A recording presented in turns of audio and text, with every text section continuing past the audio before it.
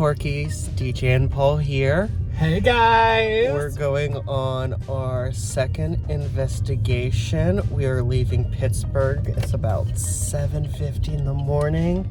Bright and early to catch. Who are we going to go see? We are going way back to our first episode. Mothman. And we're going to go to the Point Pleasant, West Virginia to explore the TNT area and see if we can find the Mothman. On our 1 year anniversary. Bringing it full circle for our 1 year, guys. And then the circle starts again because we ain't done yet. This is just the beginning, honey girl. But we are on the road and come along with us for the ride. Paul, why did you clap? I don't know, it just kind of felt right in the moment. It might have felt right. It didn't look right, that's for damn sure. Listen, it's 7:50, girl. I can't be expected to function like this at 7:50 in the morning. Girl, go back to bed. Girl, only if Mothman's there. Oh. West Virginia, Mount Mama, take me home. I don't know the other words to this song. Yeah, we're here, guys. Also, something I can get off. So we made it. We're sitting here in Point Pleasant, West Virginia, site of the Mothman. We're here and we're ready to find Mothman. We're ready to see ghosts, spirits, aliens, whatever Point Pleasant has for us. So now we're gonna go explore some of the sites where the Mothman was first sighted. And I'm going to bring us back to the story that we covered in episode 1 a year ago, bring it all together, and then we'll circle back, go to the Mothman Museum, and then get into the investigation. So stay tuned for some spooky stuff. Y'all already know what time it is! Time to get educated with DJ's History Corner. Right now, I'm standing outside of the Mason County Courthouse. This is where the Point Pleasant Police Station is, and this is where the Mallets and the Scarberries came after the first sighting of the Mothman in November 1966 to report it to a deputy sheriff. Later on, after the collapse of the Silver Bridge, which happened literally right here to my left, they actually turned the jail into a morgue because there were so many dead they had nowhere else to house them. So right now we're along the river walk along the Ohio River, and I'm standing here next to a statue of Chief Cornstalk. Now, it might seem curious as why a Native American leader from the American Revolutionary era figures in the Mothman story, but it's said that before the British executed him over a land dispute, his son was executed, and as he was about to be executed, he was supposed to say, "I curse this land forevermore." And many people link that story, even if it was fictional and apocryphal, to the Mothman story in the 1960s and the eventual collapse of the Silver Bridge just a few feet downriver. Right now I'm standing along Main Street here in Point Pleasant. Right behind me is the historic Lowe Hotel. This does have a Mothman connection, and this is where John Keel, the famed ufologist whose seminal work, The Mothman Prophecies, stayed while he was researching the Mothman. And this it's a very historic part of Point Pleasant, and it has that wonderful Mothman connection. And it's really cool to see such a pivotal part of the story and the place where such an important figure within the story and the legacy stayed. All right, everyone, I'm here with Steve from the Mothman Museum here in Point Pleasant, West Virginia. Steve, tell us a little bit about who you are, what you do around here. Well, I'm a displaced Michigander. I came down about 2 years ago. I'm a West by God Virginian now. I work at the Mothman Museum on Saturdays to greet people and answer questions because people have a lot of questions about what happened. I was, when this first major sighting took place, I was in Michigan in junior high, and it hit the wire surfaces all over the world. If you go in the Mothman Museum, you'll see that it was even covered in the Stars and Stripes newspaper at the time. And this is even before Mothman had a proper name. And I thought, how cool is that? A winged humanoid chasing two couples down a lonely country road in West Virginia.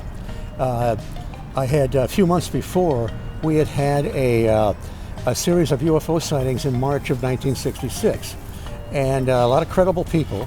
But this is the famous one, where Dr. J. Allen Hynek, who was still attached to Project Blue Book, now he was an astronomer with Northwestern University, he suggested that some of the sightings might be swamp gas. Well, that's all the press needed to solve the UFO mystery. Now, he was still attached to Project Blue Book. He had to kind of straddle the fence, but he had become, after being a skeptic, he began to believe that people were having real experiences. So some years later, he became one of the good guys. He separated from the Air Force and started the Center for UFO Studies in Evanston, Illinois. I actually got to see him speak 10 years later in Ann Arbor, Michigan, where some of these sightings were taking place. And it was at the MUFON Symposium, that's the Mutual UFO Network. And the name of his talk was Swamp Gas Plus 10 and Counting. And it was a serious talk, but there was a lot of humor involved. And he showed some great cartoons of that period that made fun of the whole situation. But so anyway, that's kind of how it started for me. I never dreamed that I would be following the Mothman for decades and actually end up living down here. But I guess it's got in my blood, and I can't shake it. That's awesome. And now, what would you say Mothman means to Point Pleasant today? Well, it's because of Jeff Wamsley, his family and friends.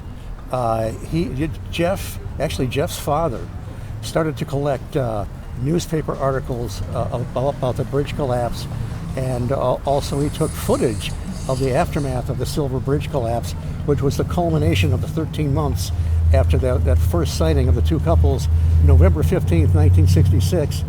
December 15th, 1967 was when the Silver Bridge collapsed. So over a period of time, Jeff became more and more interested. He was 5 and 6 years old when all this happened. So he collected all this material. And this is what you see as a result, a phenomenal museum that has just covered everything. Great displays, all kinds of newspaper articles. We even have movie memorabilia from the film with Richard Gere, The Mothman Prophecies. Jeff has several other stores here as well. The Point Pleasant Trading Company, Bunker 304. We have Blacklight Mothman Mini Golf and a Mothman Escape Room. I mean, we got everything. So the festival was started by Jeff and a great lady that's no longer with us, Carolyn Harris. All these things came together, including Denny Bellamy, who runs the tourist bureau here. All these people came together and have completely revitalized Point Pleasant. It was devastated for years after the bridge collapsed, businesses and so forth. But it has been completely revitalized. And if you dare to brave the Mothman Festival with thousands of people, you'll see just how successful everything has been. That's amazing. And thank you so much for taking the time to talk with us. And thank you pleasure. for the work that you do with the Mothman Museum. It's not work, and they pay me for it. That's the best kind. Well, thanks, guys. I appreciate it. It's time to take things down a bit. It's time to get a little bit tasty. It's time for the Culinary Corner. So we're here at the Rio Bravo 2 here in Point Pleasant. I'm gonna try the Mothman burrito. Give it a go little gander. It has eyes and wings, which I think is so freaking cute. In cheese sauce. It's in cheese sauce. This is going to be interesting.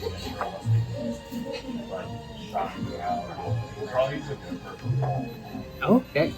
They popped off, girl. Y'all need to get down here and try this. This is so good.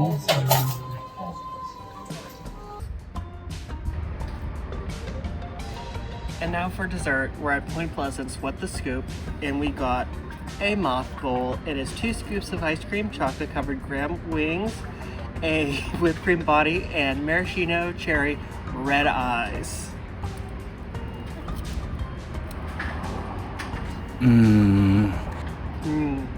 Alright guys, got the Mothman pizza. From Village Pizza Inn. Ready? Exciting, Mothman. Wait, what? That's the Mothman pizza? I can kind of see his eyes. Yikes. Village pizza, what is this? What's going That's what on? I get for giving 22% tip before getting the pizza. Yikes. Thank God we got that burrito. Now it's the time everybody's been waiting for. It's spooky time! And I will be narrating this part to keep things interesting. Alright, here we are, guys. We're at the Native American altar investigating, and there's DJ playing with his rod. One thing about DJs, he's gonna play with his rod and use it to investigate things. Unfortunately, he didn't find anything with his rod. They didn't cross, they didn't uncross. Very unfortunate, but you know, maybe next time. Oh, and here we are, we're investigating General Cornstalk's grave, really trying to get in contact with Cornstalk's ghost. And there I am, I'm playing with my rods too, you know, that must be the theme of the night, but unfortunately my rod did not catch anything either. Oh, here we are. Okay, this is exciting. We're by the river. We went all the way down to the river. It was so cold, trying to contact things using the Estes method. And honestly, it was kind of like trying to contact your ex who doesn't want to contact you anymore. Lots of calling out, lots of shouting, lots of just trying to make contact with that person. But we did not make contact with one thing by that river. And you know, you'd think all the people that died in the river, we would get at least one ghost trying to talk with us. But the ghosts were not having it that night, unfortunately. But hey, check out that Sam and Colby merch I'm rocking. At least I look good by that river. Hey, how about that? Ooh, jeez, okay, jump scare. Sorry, I didn't mean to do that to y'all. DJ, okay, he's in the car. We're in the car, we're heading to the bunkers at night. Flashlight, okay. Ooh, the flashlight was a little much, that's our friend. Then, ooh, we're in the spooky forest at night. Ooh, it'd be a shame if Mothman were to come take me. Come see me in this bunker. See all the spooky graffiti and everything. Honestly, it was super spooky at night, all the graffiti and everything and all the nature sounds. Honestly, I thought I was gonna get taken for a little bit. But unfortunately, I did not get taken. I'm still here, still narrating, still harassing people on the internet. No one's safe. But yeah, really didn't catch anything either, guys. Nothing in the bunker either, even at the pitch black middle of the woods at night. Very unfortunate stuff. Well, guys, here we are. Mothman investigation done. Mothman 2024. Done. And that's our first year of doing the podcast. I think it's been a pretty phenomenal year for both of us. Yeah. For all of us. All of you who have tuned in. We couldn't do it without you, honestly. Yeah. And We've had a lot of laughs, a lot of tears, a lot of cringy moments, and there's gonna be plenty more where that came from. We have so much planned for you guys in the coming year, so many topics and so many fun things I'm looking forward to. And honestly, it just kind of feels right sitting here in Point Pleasant, where our very first story took place, to have a full circle moment and go back to our first paranormal pairing as we go back to the Velvet Devil Merlot from Washington State. Our first pairing. And so, let's crack into it. Crack it open one last time for this year, and then we can't really do that ASMR crack. Give it the good old flick. Yep, and we can't really do the ASMR pour right here in Point Pleasant, so I'm sorry about that, y'all. You'll have to wait until the next episode, which will still be weekly for the coming year. We never miss a week. Trust and believe. And definitely tune in to see who my new co-host will be next year. Just kidding. Down. Well, to another year of Crips and Quirks, adventures, spooks, and laughs. And to another year of creeping our Crips tight. And our Quirks loose. Cheers.